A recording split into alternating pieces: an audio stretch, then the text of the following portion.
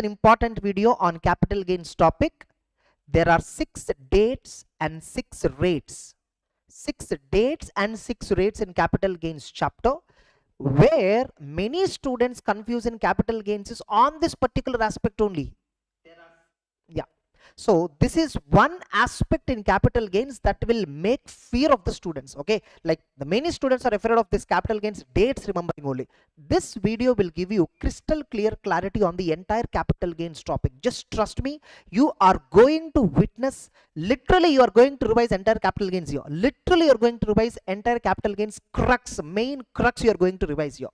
So there are totally 6 dates in the capital gains and 6 rates of tax in capital gains, which are there over 3 sections. Now look at what are the 6 dates that we have. 1st April 2001, 1st April 2014, 31st January 2018, 31st March 2024, and recently most important amendments, 23rd July 2024, 1st October 2024. You see, I have arranged them in chronological order. So if at all you are able to understand the crux around these 6 dates, believe me guys, tomorrow you are going to score minimum 5 to 6 marks. Tomorrow you are going to score minimum 5 to 6 marks in the exam, or maybe an MCQ will come based upon this. Now, I hope you know very well about these 2 dates, 23rd July and 1st October 2024. First I will finish dates revision, then I will finish rates revision. Okay, first dates. 1st October 2024. Remember this date guys, 1st October 2024. What is this date is meant for? Buyback of equity shares by domestic companies. Sorry, I accidentally wrote listed company. Domestic companies. Okay, it may be a listed share, unlisted share, doesn't matter. Section 46A, Section 46A, buyback of equity shares by domestic companies. Before 1st October 2024, before 1st October, up to 30th September 2024, if a company is buying back equity shares, the company has to pay buyback related tax. And the amount received by shareholder upon buyback is exempted under 10 subsection. Regarding buyback I am talking about, before 1st October 2024, on or after 1st October 2024. Before 1st October 2024, buyback amount received by shareholder is exempt under section 10 subsection 34A. Whereas on or after 1st October 2024, if buyback amount, if a shareholder is receiving any amount upon buyback, that entire amount is taxable under 2 subsection 22 clause number F, treating it as a dividend. Yes or no?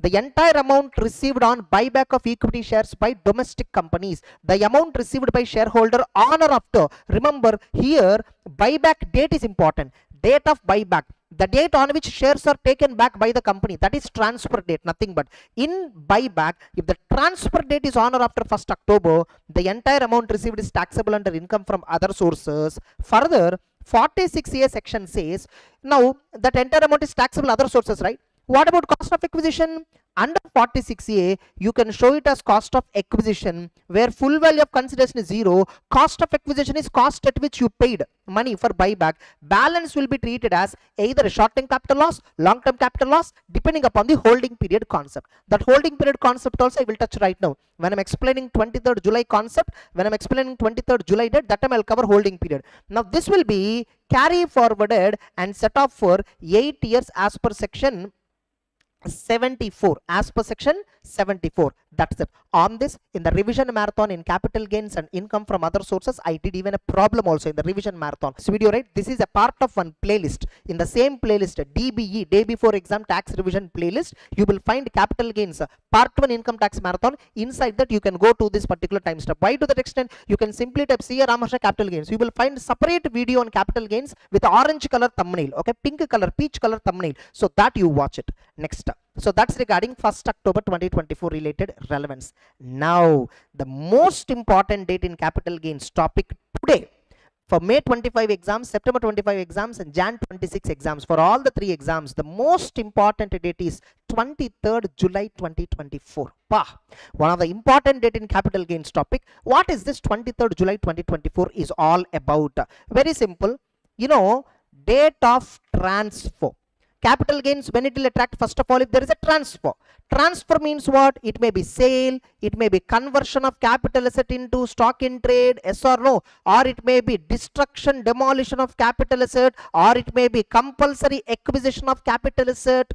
Anything can be a date of transfer. Anything can be date of transfer. Sale date, conversion of capital asset into stock in trade, destruction of capital asset, compulsory acquisition of capital asset. Any of these dates. If this date of transfer is before 23rd July 2024, I hope you already know how to compute capital gains, full value of consideration. Okay, if at all the capital asset is a long-term capital asset, then indexation is available, indexed cost of improvement, all that is fine. I hope you know very well about this. Suppose if the date of transfer is on or after, if the date of transfer is on or after 23rd July 2024, remember the date of transfer is on or after 23rd July 2024, then indexation facility is not available. Remember guys, indexation facility is not available if the capital asset is transferred on or after 23rd July 2024, no indexation at all.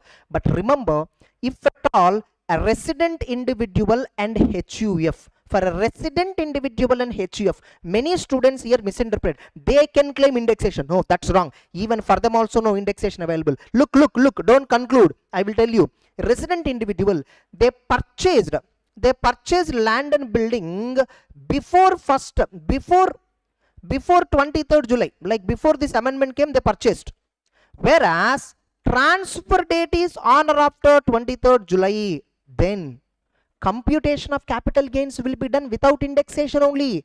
However, at the time of tax computation time, remember, once you compute total income, you will compute tax liability, right? At the time of tax computation time alone, we will have 2 options. One, you already computed capital gains without indexation, right? Apply 12.5% tax rate. Apply 12.5% tax rate and find out the tax liability on capital gain. Since you purchased this land and building before 23rd July, whereas sold is on or after 23rd July, compute tax liability once again with indexation facility. So take indexation facility on the immovable property, compute capital gains, long-term capital gain, apply 20% tax rate and figure out the tax liability. So option 1, without indexation, you already computed capital gain on the 12.5%. Option 2, with indexation, you computed capital gain on immovable property, wherever the tax liability is low, that option individual and HUF can avail. The individual and HUF can avail the option where the tax liability is lower. But remember, when you are solving the total income problem, when you are solving capital gains problem, you must reduce cost of acquisition without indexation only. When computing capital gain, no indexation available. But at the time of computing tax liability on immovable property, you have option scheme like this. Once again, repeat the past 2-3 minutes, you will get more clarity. Remember one more thing, this option is available only for individual and HUF residents. That too, they purchased the land and building before long back, before 23rd July, whereas selling it, transferring it on or after 23rd July. And remember, when I said transfer, it can be sale, it can be conversion of capital asset into stock in trade, destruction of capital asset, compulsory acquisition. In case of conversion date is transfer date, destruction date is transfer date, compulsory acquisition date is the transfer date. That's it. That's regarding 23rd July 2024. Not only this, not only regarding indexation point here, 23rd July 2024 has a relevance in period of holding also. For example, you know, I will directly show you the intro part of it. Period of holding. For example, you know, you see here. Yes, you know, before 23rd July, no, we have 3 criteria. 12 months criteria, which is same as above. That's what below we mentioned. And 24 months criteria, 36 months criteria. For 4 assets like listed securities, what are they? Listed securities other than units, listed units of equity oriented mutual fund, unit trust 0 coupon, the criteria is 12 months. This point is same before amendment, after amendment. Whereas unlisted shares, land building, 24 months is the criteria. Remaining any other assets, the criteria is 36 months before amendments. Now this 36 months logic is removed. These assets are also added in the 24 months category. Therefore, if the asset is transferred on or after 23rd July, 23rd July on or after, if at all any asset is transferred, if the sale date is on or after 23rd July, whether that asset sold, is it a long term or short term? To determine that, now we have only two criteria. If the sale date is after 23rd July, the capital asset period of holding determination criteria only two. For all these four assets, 12 months criteria. Any other asset, immovable property, jewelry, archaeological collection, unlisted debentures, everything, 24 months is the criteria. Most important point.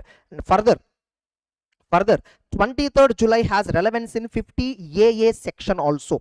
In 50AA, market linked debentures, specified mutual funds. Specified mutual funds are nothing but debt oriented mutual funds. Okay, market linked debentures and specified mutual funds. The gain or loss is always shorter. In this list, 50AA, two more assets are also added now. Unlisted bonds, unlisted debentures, which is sold on or after 23rd July. So in the problem, if at all sale date of unlisted debenture, unlisted bond is on or after 23rd July, first of all, unlisted bonds, unlisted debentures, if they are sold on or after 23rd July, 24 months is the criteria for period of holding determination. Sir, suppose, if they were sold before 23rd July, are they long term or short term? 36 months is the criteria. Since if at all they are sold on or after 23rd July, 24 months is the criteria. Whether it is more than 24, more than 36, whether it's a long term or short term, doesn't matter here. The capital gain is always short term. The unlisted bonds and unlisted debentures, if they were sold on or after 23rd July, even though the asset is a long term asset, the gain is always treated as short term capital gain.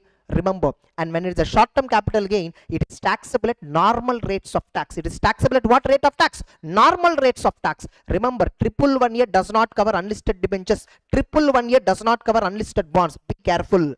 Getting it? So entire section 50A, a short-term capital gain, is taxable at normal rates of tax. That's it. That is 23rd July related one more amendment. So if unlisted debentures, unlisted bonds is given, when it is sold, identify. Based on that, first, is it a long-term asset or short-term asset? Identify. Because MCQ might be asked in this way. Is it a long-term or short-term? Like that also they'll ask you. So if it is on or after 23rd July, 36 months, 24 months criteria. If it is before 23rd July, 36 months is the criteria to determine whether they are long-term or short-term.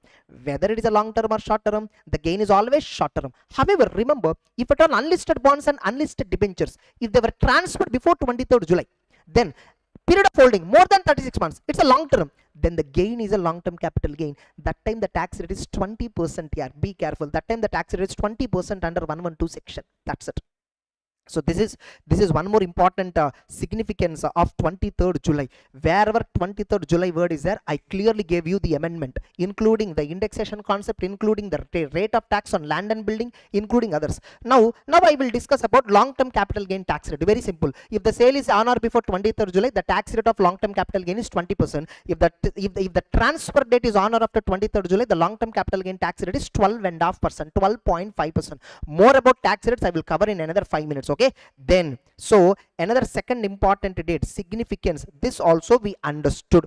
1st October we understood. Now 31st March 2024, one more important, 31st March 2024, nothing but 1st April 2024 onwards, ESOP gifting, what is it called as here?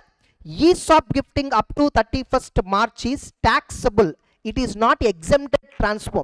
Whereas from 1st April 2024, if an employee who got ESOP allotment, that ESOP is gifting to somebody, is not taxable now. From 1st April 2024 onwards, ESOP gifting is exempted. I got ESOP shares. That ESOP shares I'm gifting it to somebody. Nothing. It is coming under section 47 exempted transfers. Earlier, up to 31st March 2024, gift of capital asset is exempted except ESOP gifting. That's the provision. Once again, repeat this 1 minute. If at all you are having it out, you will get a clarity. Next up, another important one, 31st January 2018. This is one more. One more.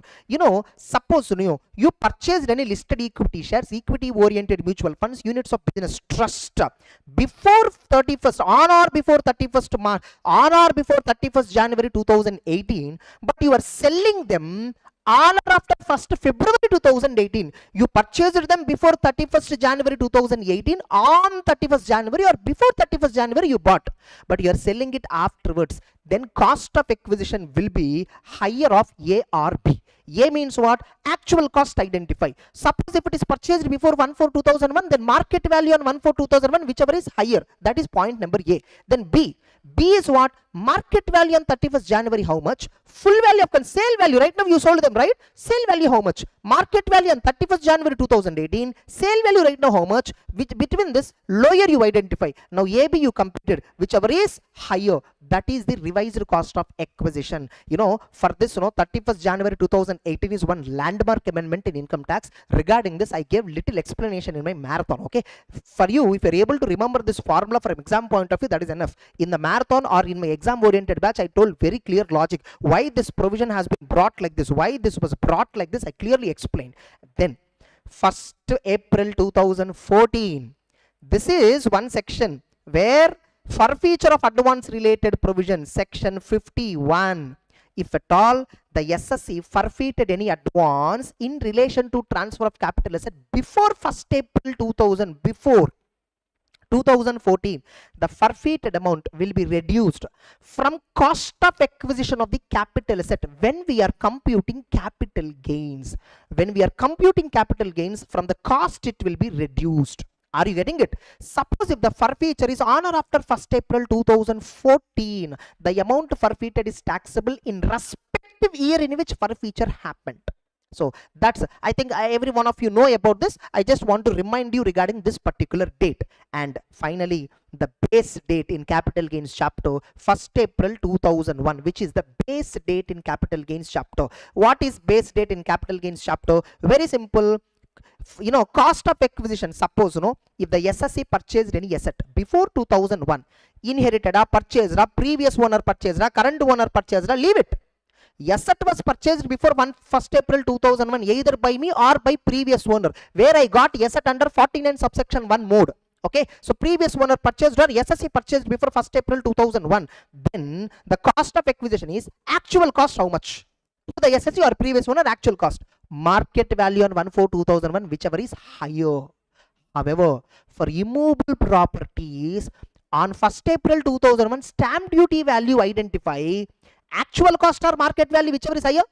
And if the immovable property is purchased before 2001, STV on 1st April 2001, that also you figure out. Actual cost at FMV, whichever is higher, restricted to stamp duty value on 1st April 2001. That's it. So, and we all know cost of improvement incurred before 1st April 2001, we will completely ignore. That's it. This is 6 dates in capital gains. Now let's understand what are the 6 rates in capital gains. We have 3 sections which talks about special rates of tax in capital gains. Short-term capital gain, normal short-term capital gain is always taxable at normal rates of income. Remember, under 1128(111A), listed equity shares, listed equity oriented mutual funds, listed business unit trust. Okay, only these 3 assets are covered under 1128(111A). So if at all these assets are short term in nature, the tax rate is, if at all the sale date is before 23rd July, the tax rate is before amendment, after amendment. What is the amendment date? 23rd July 24. If the transfer date is before 23rd July, these rates apply. If the transfer date is on or after 23rd July, these rates will apply. So if at all I am transferring a long-term capital asset coming under 112A before 23rd July, 10% tax rate. I know, wait, sir, 1,25,000 exemption, I'll come back to it, wait, okay. So long-term capital asset, if I am selling before 23rd July, which is coming under 112A, listed equity share, equity oriented mutual fund, units of business trust, okay, then 10% tax rate if the sale date is before 23rd July. Sir, if the sale date is, suppose I am selling some other long-term asset, sir, some other long-term asset before 23rd July, then the tax rate is 20%. Indexation facilities available. Remember, bonds and debentures, no indexation at all. Zero coupon bonds, no indexation at all. That's why if the transfer date is before 23rd July, zero coupon bond capital gain tax rate is straight away 10%. So I think you might have known this provision. I will come back to this, rates of tax, capital gains 112, which is most confusing thing. I'll come back to it here. Then that's it. Further, 112A, 3 assets. Yes or no? By the way, okay, I'll come back to it normally. So, if the transfer date is before 23rd July, these are the tax rate. Suppose if the transfer date is 23rd July or after 23rd July, on or after, then long-term capital gains are taxable at 12.5% without indexation. And 112A listed equity, they are straight away taxable at 12.5%. Actually, before amendment, after amendment, for them there is no indexation at all. For 112A assets, no indexation facility at all. For 112A assets, no, even rebate under 87A is also not available for 112A, whereas 111A, 87A rebate can be claimed. 112, 87A rebate can be claimed. Yes or no? That's it. So, after amendment, no, 111A rate is increased to 20%. So, before amendment, long-term capital gains tax is taxable at 20%, 112A assets 10%, 111A assets 15%. After amendment, 112A assets 12.5%, after amendment, 111A assets 20%. Whereas in 112A, no, identify total capital gain, reduce 1,25,000, balance capital gain split into two parts. First, before 23rd July, how much portion available? Allocate. Balancing figure, allocate here. Before 23rd July, 10% tax you apply. After 23rd July, 12.5% tax you apply. That's enough. Are you clear?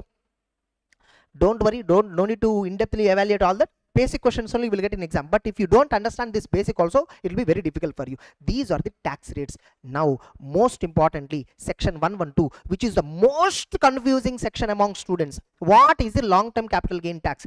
112 has two subsections. Subsection 1 I'm talking about. Inside that, clause number A, which is purely talking about resident, individual and HUF. What is long-term capital gain tax? What is long-term capital gain tax for resident, individual and HUF? Sir, he sold before 23rd July, sir. Indexation available. Tax rate is 20%. Sir, transfer date is on or after 23rd July, sir. Tax rate is 12.5%. For resident, individual and HUF, either 20 or 12.5. Now, there are some note points. Unutilized basic exemption limit is available. For land and building, purchased before 23rd July, but sold on or after 23rd July, then option scheme is available. You compute capital gains. Computation of capital gains is without indexation always. If the sale date is on or after 23rd July, computation is always without indexation. But at the time of tax liability computation, I will compute two tax liabilities for capital gains. One without indexation at 12.5, two with indexation 12.5. Zero coupon bonds, I clarified, just wait a minute. Yes, then what is the tax rate for non-residents? What is the long-term capital gain tax rate for non-resident? Unlisted securities and shares of closely held company. A non-resident is selling unlisted shares and securities of closely held company before 23rd July, straight away 10% without indexation. On or after 23rd July, straight away 12.5% without indexation. This 112 section, repeat, watch once again, you will get a clarity. Sir, any other asset non-resident is selling, sir, directly before 23rd July, 20% with indexation. On or after 23rd July, 12.5% with indexation, without indexation. Now there is a proviso. What this proviso says, for zero coupon bonds and listed securities, if the transfer date is before 23rd July, the tax rate is straight away. The option, the SSC can pay tax at lower of these two, 20% with indexation, 10% without indexation. That's why we always say for zero coupon bonds, the tax rate is always 10% without indexation, But remember, if the zero coupon bond is sold on or after 23rd July, redemption is on or after 23rd July, then the tax rate is 12.5%. Be careful. That's it. If you're able to understand this, if you're able to understand this last 2-3 minutes on 112 tax rate concept, you will be clear. That's it. I think I have clearly explained, and you know very well, indexation is not available on intangibles. Indexation is not available on 50A, 50A, and 50 depreciable assets, market linked debentures, all that.